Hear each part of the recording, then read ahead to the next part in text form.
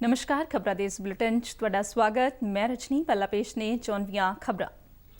पश्चिमी बंगाल ਅਤੇ ਅਸਾਮ ਵਿਧਾਨ ਸਭਾ ਚੋਣਾਂ ਦੇ ਦੂਜੇ ਗੇੜ ਤਹਿਤ ਵੋਟਾਂ ਪਾਉਣ ਦਾ ਕੰਮ ਕਰੜੇ ਸੁਰੱਖਿਆ ਪ੍ਰਬੰਧਾਂ ਹੇਠ ਸ਼ੁਰੂ।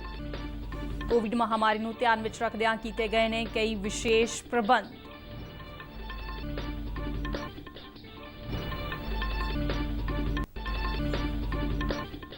देश भर में अज तो 45 साल तो वध उम्र वर्ग के सारे लोगों के लिए कोविड रोकू वैक्सीनेशन का काम शुरू हो रहा है।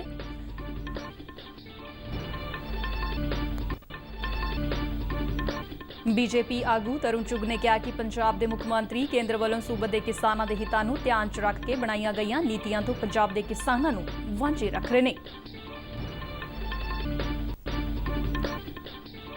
पंजाब बीजेपी के प्रधान अश्विनी शर्मा ने कहा कि उन्होंने पार्टी पंजाब पंजाबीयत ते प्रदेश के भाईचारे च किसी तरह की दरार पैदा नहीं होने देगी।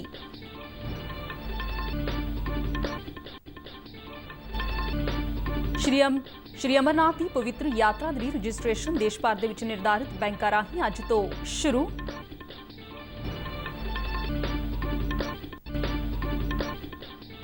केंद्र सरकार ने स्पष्ट किया है कि छुट्टियां बजट योजनावां ते पुरानी ब्याज दर जारी रहेगी। सरकार ने आधार नंबर नूं पैन नंबर दे नाल जोड़न दी आखिरी तारीख 30 जून तक वधाई। हुण खबरां विस्तार नाल। पश्चिमी बंगाल ਅਤੇ ਅਸਾਮ ਦੇ ਵਿੱਚ ਵਿਧਾਨ ਸਭਾ ਚੋਣਾਂ ਦੇ ਦੂਜੇ ਗੇੜ ਲਈ VOTING ਅੱਜ ਸਵੇਰੇ 7 ਵਜੇ ਤੋਂ ਸ਼ੁਰੂ ਹੋ ਗਈ ਹੈ। ਬੰਗਾਲ 'ਚ ਸ਼ਾਮ 6:30 ਵਜੇ ਤੱਕ ਅਤੇ ਅਸਾਮ 'ਚ ਸ਼ਾਮੀ 6 ਵਜੇ ਤੱਕ VOTING ਜਾਰੀ ਰਹੇਗੀ। ਇਸ ਗੇੜ ਤਹਿਤ ਆਜ਼ਾਦ ਅਤੇ ਨਿਰਪੱਖ ਚੋਣਾਂ ਯਕੀਨੀ ਬਣਾਉਣ ਦੇ ਲਈ ਸਾਰੀਆਂ ਲੋੜੀਂਦੀਆਂ ਸਹੂਲਤਾਂ ਦੇ ਨਾਲ-ਨਾਲ ਕਰੜੇ ਸੁਰੱਖਿਆ ਪ੍ਰਬੰਧ ਕੀਤੇ ਗਏ ਨੇ। ਚੋਣ ਪ੍ਰਕਿਰਿਆ ਦੀ ਪਾਰਦਰਸ਼ਤਾ ਅਤੇ ਭਰੋਸੇਯੋਗਤਾ ਨੂੰ ਯਕੀਨੀ ਬਣਾਉਣ ਦੇ ਲਈ ਹਰ ਇੱਕ ਪੋਲਿੰਗ ਸਟੇਸ਼ਨ ਤੇ ਇਲੈਕਟ੍ਰੋਨਿਕ VOTING ਮਸ਼ੀਨ ਦੇ ਨਾਲ VVPAT ਦੀ ਵਰਤੋਂ ਕੀਤੀ ਜਾ ਰਹੀ ਹੈ। कोविड-19 महामारी ਦੀਆਂ ਹਿਦਾਇਤਾਂ ਨੂੰ ਧਿਆਨ 'ਚ ਰੱਖਦਿਆਂ ਡਾਕ ਰਾਹੀਂ VOTING ਦੀ ਸਹੂਲਤ ਦੇ ਘੇਰੇ ਨੂੰ ਵਧਾ ਦਿੱਤਾ ਗਿਆ ਹੈ। ਅਜਿਹੇ ਵੋਟਰ ਜਿਹੜੇ ਕੋਵਿਡ-19 ਦੇ ਨਾਲ ਪ੍ਰਭਾਵਿਤ ਨੇ ਜਾਂ ਇਕਾਂਤਵਾਸ 'ਚ ਰਹਿ ਰਹੇ ਨੇ ਪੁਖਤਾ ਸਬੂਤ ਸਮੇਤ ਆਪਣੇ ਘਰੋਂ ਹੀ ਵੋਟ ਪਾ ਸਕਦੇ ਨੇ। ਅਜਿਹੀ ਸਹੂਲਤ ਦਿਵਿਆਂਗ ਅਤੇ 80 ਸਾਲ ਤੋਂ ਵੱਧ ਦੇ ਲੋਕਾਂ ਲਈ ਵੀ ਮੁਹੱਈਆ ਕਰਵਾਈ ਜਾ ਰਹੀ ਹੈ। ਸਾਰੇ ਪੋਲਿੰਗ ਸਟੇਸ਼ਨਾਂ ਤੇ ਲੋੜੀਂਦੀਆਂ ਸਹੂਲਤਾਂ ਜਿਨ੍ਹਾਂ 'ਚ ਪੀਣ ਵਾਲਾ ਪਾਣੀ ਦੀ ਸਹੂਲਤ ਦੇ ਨਾਲ ਪਖਾਨੇ, ਵੇਟਿੰਗ ਰੂਮ, ਰੋਸ਼ਨੀ ਦਾ ਢੁਕਵਾਂ ਪ੍ਰਬੰਧ ਅਤੇ ਵਿਕਲਾਂਗਾਂ ਦੇ ਲਈ टाल वाले रैंप की सहूलत दी गई है। पोलिंग स्टेशनों ते साफ सफाई का विशेष ध्यान रखा जा रहा है। दाखला दरवाजियां तो पोलिंग स्टेशन च दाखिल होने वाले हर एक वोटर की थर्मल जांच की जा रही है। सेहत मंत्रालय दी हिदायतां मुताबिक जे किसी वोटर के शरीर का तापमान निर्धारित म्यार तो वध आउंदा है तो उसनूं टोकन दे के वापस भेज दिता जाएगा। अजिहा वोटर आखिरी 1 घंटे दौरान कोविड नियमां की पालना करदा होया अपनी वोट पा सकेगा। इस बार एक पोलिंग स्टेशन ते सिर्फ 1000 वोटरां नूं ही वोट पाउण दा अधिकार होवेगा। पहला एक पोलिंग स्टेशन ते 1500 वोटर वोटिंग करते सन। 294 मैंबरी पश्चिमी बंगाल विधान सभा ਲਈ 8 ਗੇੜਾਂ तहत वोटिंग हो रही है। पिछले गेड़ की वोटिंग 27 मार्च ਨੂੰ ਹੋਈ ਸੀ। ਅੱਜ ਦੂਜੇ ਗੇੜ तहत 30 सीटां ते वोटां ਪਵਾਈਆਂ जा रही ने।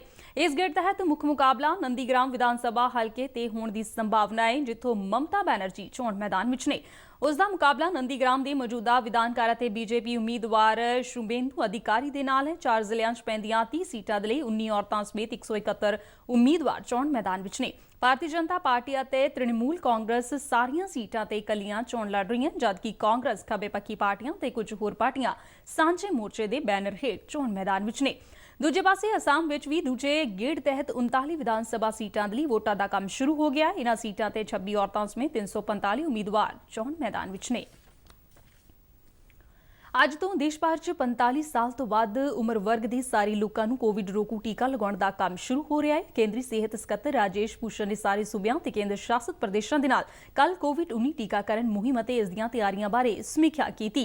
ਮੀਟਿੰਗ ਦੌਰਾਨ ਘੱਟ ਟੀਕਾਕਰਨ ਵਾਲੇ ਖੇਤਰਾਂ ਦੀ ਸ਼ਨਾਖਤ ਕਰਨ ਬਾਰੇ ਵੀ ਵਿਚਾਰ ਵਟਾਂਦਰਾ ਕੀਤਾ ਗਿਆ। ਉਚੇਚੇ ਤੌਰ ਤੇ ਉਨ੍ਹਾਂ ਜ਼ਿਲ੍ਹਿਆਂ ਦੇ ਵਿੱਚ ਵਧੇਰੇ ਧਿਆਨ ਦੇਣ ਦੀ ਗੱਲ ਆਖੀ ਗਈ ਜਿਨ੍ਹਾਂ 'ਚ ਕੋਰੋਨਾ ਦੇ ਮਾਮਲਿਆਂ 'ਚ ਵਾਧਾ ਦਰਜ ਕੀਤਾ ਜਾ ਰਿਹਾ ਹੈ। ਸਿਹਤ ਕਾਮਿਆਂ ਅਤੇ ਫਰੰਟਲਾਈਨ ਵਰਕਰਾਂ ਦੇ ਟੀਕਾਕਰਨ ਬਾਰੇ ਸੂਬਿਆਂ ਨੂੰ ਹਿਦਾਇਤ ਦਿੱਤੀ ਗਈ ਹੈ। ਮੀਟਿੰਗ ਦੌਰਾਨ ਇਹ ਵੀ ਕਿਹਾ ਗਿਆ ਹੈ ਕਿ ਹਰੇਕ ਜ਼ਿਲ੍ਹੇ 'ਚ ਨਿੱਜੀ ਖੇਤਰ ਦੇ ਟੀਕਾਕਰਨ ਕੇਂਦਰਾਂ ਦਾ ਵੀ ਲਗਾਤਾਰ ਸਮੀਖਿਆ ਕੀਤੀ ਜਾਵੇ ਤਾਂ ਜੋ ਉਨ੍ਹਾਂ ਦੀ ਟੀਕਾਕਰਨ ਸਮਰੱਥਾ ਬਾਰੇ ਜਾਣਕਾਰੀ ਮਿਲ ਸਕੇ। ਸਮੀਖਿਆ ਮੀਟਿੰਗ ਦੌਰਾਨ ਇਸ ਗੱਲ ਦੀ ਵੀ ਚਰਚਾ ਹੋਈ ਕਿ ਟੀਕੇ ਦੀ ਬਰਬਾਦੀ 1% ਤੋਂ ਘੱਟ ਰੱਖੀ ਜਾਵੇ ਅਤੇ ਵੈਕਸੀਨੇਸ਼ਨ ਦਾ ਭੰਡਾਰਨ ਵੀ ਜ਼ਿਆਦਾ ਦਿਨ ਤੱਕ ਨਾ ਕੀਤਾ ਜਾਵੇ। ਇਸ ਗੱਲ ਤੇ ਵੀ ਜ਼ੋਰ ਦੇ ਕੇ ਆਖਿਆ ਗਿਆ ਹੈ ਕਿ ਵੈਕਸੀਨੇਸ਼ਨ ਦੀ ਵਰਤੋਂ ਛੇਤੀ ਤੋਂ ਛੇਤੀ ਕੀਤੀ ਜਾਵੇ ਤਾਂ ਜੋ ਮਿਆਦ ਪੁੱਗਣ ਤੋਂ ਪਹਿਲਾਂ ਉਸ ਨੂੰ ਵਰਤੋਂ 'ਚ ਲਿਆਂਦਾ ਜਾ ਸਕੇ। ਮੀਟਿੰਗ ਦੌਰਾਨ ਕੋਵਿਡ ਟੀਕਾਕਰਨ ਬਾਰੇ ਬਣਾਈ ਗਈ ਉੱਚ ਤਾਕਤੀ ਗਰੁੱਪ ਦੇ ਮੁਖੀ ਡਾਕਟਰ RS ਸ਼ਰਮਾ ਨੇ ਕਿਹਾ ਕਿ ਵੈਕਸੀਨੇਸ਼ਨ ਦੇ ਭੰਡਾਰਨ ਨੂੰ ਲੈ ਕੇ ਕੋਈ ਸਮੱਸਿਆ ਨਹੀਂ ਹੈ। ਉਨ੍ਹਾਂ ਇਹ ਵੀ ਕਿਹਾ ਕਿ ਦੂਜੀ ਖੁਰਾਕ ਦੇ ਲਈ ਵੈਕਸੀਨੇਸ਼ਨ ਬਚਾ ਕੇ ਰੱਖਣ ਦੀ ਲੋੜ ਵੀ ਨਹੀਂ ਹੈ। ਉਨ੍ਹਾਂ ਕਿਹਾ ਕਿ ਸੂਬਾ ਤੇ ਕੇਂਦਰ ਸ਼ਾਸਤ ਸੂਬਿਆਂ ਦੀਆਂ ਸਰਕਾਰਾਂ ਨੂੰ ਚਾਹੀਦਾ ਹੈ ਕਿ ਉਹ ਸਰਕਾਰੀ ਅਤੇ ਨਿੱਜੀ ਹਸਪਤਾਲਾਂ ਨੂੰ ਲੋੜੀਂਦੀ ਮਾਤਰਾ 'ਚ ਵੈਕਸੀਨੇਸ਼ਨ ਦੀਆਂ ਖੁਰਾਕਾਂ ਦੀ ਸਪਲਾਈ ਯਕੀਨੀ ਬਣਾਉਣ। ਭਾਜਪਾ ਦੇ ਕੌਮੀ ਜਨਰਲ ਸਕੱਤਰ ਤਰੁਣ ਚੁੱਗ ਨੇ ਪੰਜਾਬ ਦੇ ਮੁੱਖ ਮੰਤਰੀ ਤੇ ਕਿਸਾਨ ਵਿਰੋਧੀ ਨੀਤੀਆਂ ਨੂੰ ਹੱਲਾਸ਼ੇਰੀ ਦੇਣ ਅਤੇ ਕੇਂਦਰ ਵੱਲੋਂ ਸੂਬੇ ਦੇ ਕਿਸਾਨਾਂ ਦੇ ਹਿੱਤਾਂ ਨੂੰ ਧਿਆਨ 'ਚ ਰੱਖ ਕੇ ਬਣਾਈਆਂ ਗਈਆਂ ਨੀਤੀਆਂ ਤੋਂ ਵਾਂਝੇ ਕੀਤੇ ਜਾਣ ਦੀ ਨਿੰਦਾ ਕੀਤੀ ਹੈ। ਚੰਡੀਗੜ੍ਹ ਤੋਂ ਜਾਰੀ ਇੱਕ ਬਿਆਨ ਦੇ ਵਿੱਚ ਬੀਜੇਪੀ ਆਗੂ ਨੇ ਕਿਹਾ ਕਿ ਕੈਪਟਨ ਸਰਕਾਰ ਕਿਸਾਨਾਂ ਨੂੰ ਉਨ੍ਹਾਂ ਦੀਆਂ ਜਿਣਸਾਂ ਦੇ ਸਿੱਧੇ ਭੁਗਤਾਨ ਦੇ ਲਈ ਕੇਂਦਰ ਸਰਕਾਰ ਵੱਲੋਂ ਬਣਾਈ ਗਈ ਯੋਜਨਾ ਦੀ ਰਾਹ 'ਚ ਬਿਨਾਂ ਕਾਰਨ ਅੜਿੱਕਾ ਢਾਇਆ ਜਾ ਰਿਹਾ ਹੈ। ਉਨ੍ਹਾਂ ਕਿਹਾ ਕਿ ਇਹ ਯੋਜਨਾ 2018 'ਚ ਸੂਬਿਆਂ ਦੀ ਸਲਾਹ ਮਗਰੋਂ ਕੇਂਦਰ ਵੱਲੋਂ ਸ਼ੁਰੂ ਕੀਤੀ ਗਈ ਸੀ। ਦੇਸ਼ ਦੇ ਜ਼ਿਆਦਾਤਰ ਸੂਬਿਆਂ 'ਚ ਇਸ ਸਕੀਮ ਨੂੰ ਲਾਗੂ ਕੀਤਾ ਜਾ ਰਿਹਾ ਹੈ। ਉਨ੍ਹਾਂ ਕਿਹਾ ਕਿ ਇਹ ਮੰਦਭਾਗੀ ਗੱਲ ਹੈ ਕਿ ਪੰਜਾਬ ਨੇ ਇਸ ਦਿਸ਼ਾ 'ਚ ਕੋਈ ਪਹਿਲ ਨਹੀਂ ਕੀਤੀ, ਪੰਜਾਬ ਦੇ ਕਿਸਾਨਾਂ ਨੂੰ ਇਸ ਸਹੂਲਤ ਤੋਂ ਵਾਂਝੇ ਰੱਖਿਆ। ਤਰੁਣ ਚੁੱਗ ਨੇ ਕਿਹਾ ਕਿ ਇਸ ਤਰ੍ਹਾਂ ਦੇ ਕਾਰੇ ਮੁੱਖ ਮੰਤਰੀ ਦੀ ਦੋਹਰੀ ਅਤੇ ਭੜਕਾਊ ਸਿਆਸਤ ਨੂੰ ਉਜਾਗਰ ਕਰਦੀ ਹੈ। ਉਨ੍ਹਾਂ ਕਿਹਾ ਕਿ ਪ੍ਰਧਾਨ ਮੰਤਰੀ ਨਰਿੰਦਰ ਮੋਦੀ ਕਿਸਾਨਾਂ ਦੀ ਆਮਦਨ ਨੂੰ ਦੁੱਗਣਾ ਕਰਨ ਦੇ ਲਈ ਸਾਰੇ ਉਪਰਾਲੇ ਕਰ ਰਹੇ ਨੇ, ਪਰ ਕਾਂਗਰਸ ਦੇ ਮੁੱਖ ਮੰਤਰੀ ਕਿਸਾਨਾਂ ਨੂੰ ਨੁਕਸਾਨ ਪਹੁੰਚਾਉਣ ਦੇ ਲਈ ਅਜਿਹੀਆਂ ਨੀਤੀਆਂ ਖਿਲਾਫ ਕੰਮ ਕਰਨ ਵੱਲ ਵਧੇਰੇ ਧਿਆਨ ਦੇ ਰਹੇ ਨੇ। ਭਾਰਤੀ ਜਨਤਾ ਪਾਰਟੀ ਪੰਜਾਬ ਦੀ ਇੱਕ ਅਹਿਮ ਮੀਟਿੰਗ ਜਲੰਧਰ ਵਿੱਚ ਮੁਕੰਮਲ ਹੋਈ। ਮੀਟਿੰਗ ਦੌਰਾਨ ਬੋਲਦਿਆਂ ਪਾਰਟੀ ਦੇ ਸੂਬਾ ਪ੍ਰਧਾਨ ਅਸ਼ਵਨੀ ਸ਼ਰਮਾ ਨੇ ਕਿਹਾ ਕਿ ਭਾਰਤੀ ਜਨਤਾ ਪਾਰਟੀ ਪੰਜਾਬ ਦਾ ਹਰ ਇੱਕ ਵਰਕਰ ਪੰਜਾਬੀਅਤ ਅਤੇ ਪ੍ਰਦੇਸ਼ ਦੇ ਭਾਈਚਾਰੇ 'ਚ ਕਿਸੇ ਵੀ ਤਰ੍ਹਾਂ ਦੀ ਦਰਾਰ ਪੈਦਾ ਨਹੀਂ ਹੋਣ ਦੇਵੇਗਾ ਅਤੇ ਨਾ ਹੀ ਕਿਸੇ ਸਮਾਜ ਵਿਰੋਧੀ ਅੰਸਰ ਨੂੰ ਸੂਬੇ ਦੇ ਹਾਲਾਤ ਖਰਾਬ ਕਰਨ ਦੇਵੇਗਾ। ਉਨ੍ਹਾਂ ਕਿਹਾ ਕਿ ਭਾਰਤੀ ਜਨਤਾ ਪਾਰਟੀ ਸੂਬੇ ਦੇ ਵਿਕਾਸ ਅਤੇ ਅਖੰਡਤਾ ਦੇ ਲਈ ਹਰ ਤਰ੍ਹਾਂ ਦੀ ਕੁਰਬਾਨੀ ਦੇਣ ਦੇ ਲਈ ਤਿਆਰ ਹੈ।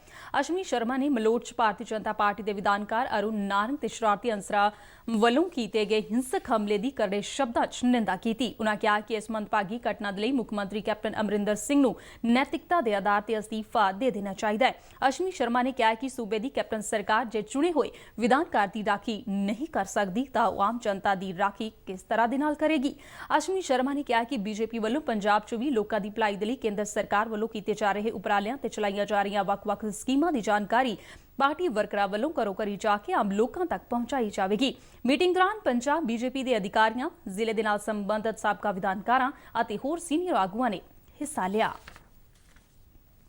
ਸ਼੍ਰੀ ਅਮਰਨਾਥ ਗੁਫਾ ਦੇ ਲਈ ਸਾਲਾਨਾ ਯਾਤਰਾ ਦੇ ਲਈ ਰਜਿਸਟ੍ਰੇਸ਼ਨ ਦੇਸ਼ ਭਰ ਦੇ ਵਿੱਚ ਨਿਰਧਾਰਿਤ ਬੈਂਕਾਂ ਦੀਆਂ ਬ੍ਰਾਂਚਾਂ ਵਿੱਚ ਅੱਜ ਤੋਂ ਸ਼ੁਰੂ ਹੋ ਗਈ ਹੈ। ਰਜਿਸਟ੍ਰੇਸ਼ਨ ਦੇ ਲਈ ਲੋੜੀਂਦੀਆਂ ਹਿਦਾਇਤਾਂ ਸ਼੍ਰੀ ਅਮਰਨਾਥ ਗੁਫਾ ਬੋਰਡ ਦੀ ਵੈਬਸਾਈਟ www.shriamarnathjshrine.com ਤੇ ਉਪਲਬਧ ਨੇ।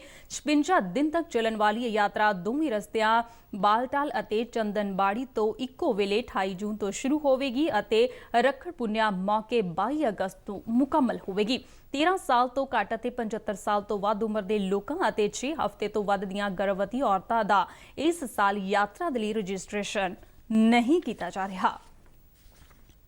ਕੇਂਦਰ ਸਰਕਾਰ ਨੇ ਸਪਸ਼ਟ ਕੀਤਾ ਹੈ ਕਿ ਛੋਟੀਆਂ ਬਚਤ ਯੋਜਨਾਵਾਂ ਤੇ ਪੁਰਾਣੀ ਵਿਆਜ ਦਰ ਜਾਰੀ ਰਹੇਗੀ। ਕੇਂਦਰੀ ਖਜ਼ਾਨਾ ਮੰਤਰੀ ਨਿਰਮਲਾ ਸੀਤਾਰਮਨ ਨੇ ਇੱਕ ਟਵੀਟ ਰਾਹੀਂ ਦੱਸਿਆ ਕਿ ਗਲਤੀ ਦੇ ਨਾਲ ਵਿਆਜ ਦਰ ਘਟਾਉਣ ਬਾਰੇ ਹੁਕਮ ਜਾਰੀ ਹੋ ਗਏ ਸਨ। ਉਨ੍ਹਾਂ ਸਪਸ਼ਟ ਕੀਤਾ ਹੈ ਕਿ ਛੋਟੀਆਂ ਵਸਤਾਂ ਦੇ ਲਈ ਮਾਲੀ ਸਾਲ 2020 ਦੇ ਆਖਰੀ ਤਿਮਾਹੀ ਦੌਰਾਨ ਲਾਗੂ ਵਿਆਜ ਦਰਾਂ ਉਸੇ ਤਰ੍ਹਾਂ ਹੀ ਭਵਿੱਖ ਵਿੱਚ ਵੀ ਜਾਰੀ ਰਹਿਣਗੀਆਂ। ਇਸ ਸੰਬੰਧੀ ਹੁਕਮ ਛੇਤੀ ਹੀ ਕੇਂਦਰੀ ਖਜ਼ਾਨਾ ਮੰਤਰਾਲਾ ਵੱਲੋਂ ਜਾਰੀ ਕਰ ਦਿੱਤੇ ਜਾਣਗੇ।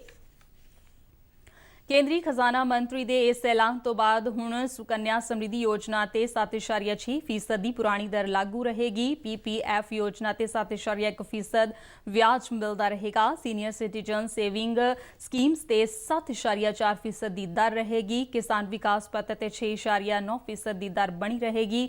FD ਤੇ ਵੀ ਪੁਰਾਣੀ ਵਿਆਜ ਦਰ ਲਾਗੂ ਰਹੇਗੀ।